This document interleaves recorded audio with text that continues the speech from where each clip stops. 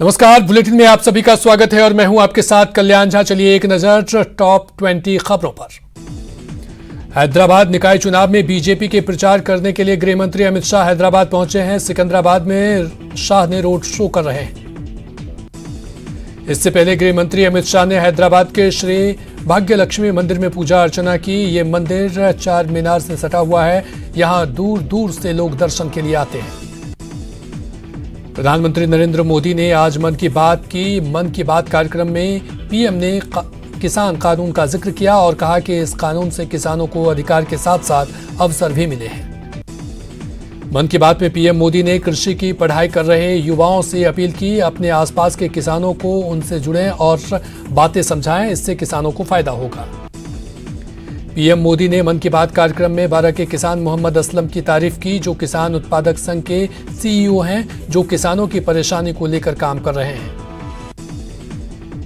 नए खेती कानूनों के खिलाफ किसानों का प्रदर्शन लगातार चौथे दिन भी जारी है। दिल्ली पुलिस ने किसानों को बुराड़ी में निरंकारी आश्रम तक आने की इजाजत दी है, लेकिन ज्यादातर किसान सिंधु और टिकारी बॉर्डर पर जमे हैं।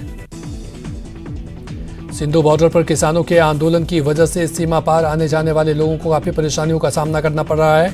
दूसरे राज्यों से दिल्ली आने वाले लोग बॉर्डर बंद होने से परेशान हैं। शिवसेना प्रवक्ता संजय राउत ने कहा कि जिस तरह से किसानों को दिल्ली में आने से रोका गया है, ऐसा लगता है कि वे देश के किसान नहीं बल्कि बाहर के किसान हैं। उनके साथ आतंकवादी जैसा बर्ताव किया गया है।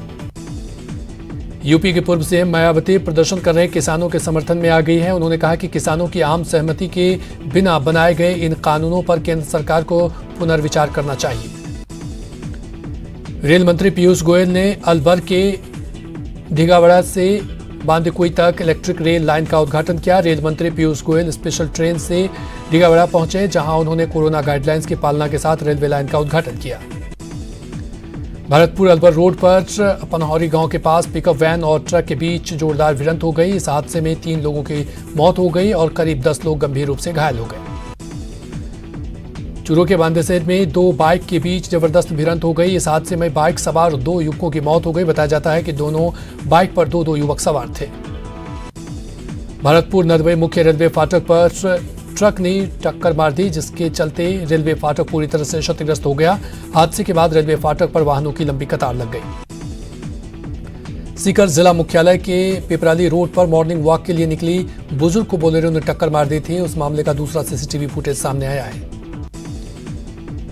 चित्तौड़गढ़ की विजयपुर थाना पुलिस ने अवैध शराब बनाने के कारखाने पर छापा मारा। पुलिस ने कारखाने से भारी मात्रा में अवैध शराब और उपकरण जब्त किए। जाटों को केंद्र में ओबीसी वर्ग में आरक्षण सहित 3 मांगों को लेकर भरतपुर में एक सभा का आयोजन किया गया। सभा को संबोधित करते हुए भरतपुर धौलपुर जाट आरक्षण संघर्ष समिति के संयोजक नेम सिंह फैजदार ने आंदोलन के लिए एकजुट होने की अपील की। देश में कोरोना मरीजों का आंकड़ा 93,93,000 के पार पहुंच गया है, जबकि 88,01,161 लोग ठीक हो चुके हैं। वहीं पिछले 24 घंटे में कोरोना से 496 लोगों की मौत हो गई है, जिसके बाद देश में कोरोना से मौत का आंकड़ा 1,36,696 हो गया है। मरुधरा में एक बार फिर कोरोना का विस्फोट हुआ है। प्रदेश में बीते 24 घंटों में 2,765 केस मिले हैं, जबकि 19 लोगों की मौत हुई है। सिडनी में खेले जा रहे दूसरे वनडे में ऑस्ट्रेलिया ने भारत के सामने 390 रनों का लक्ष्य रखा है। ऑस्ट्रेलिया की ओर से स्मिथ ने शतक तो वार्नर, फिंच, लाबुशेन, मैक्सवेल ने 50 जड़ी।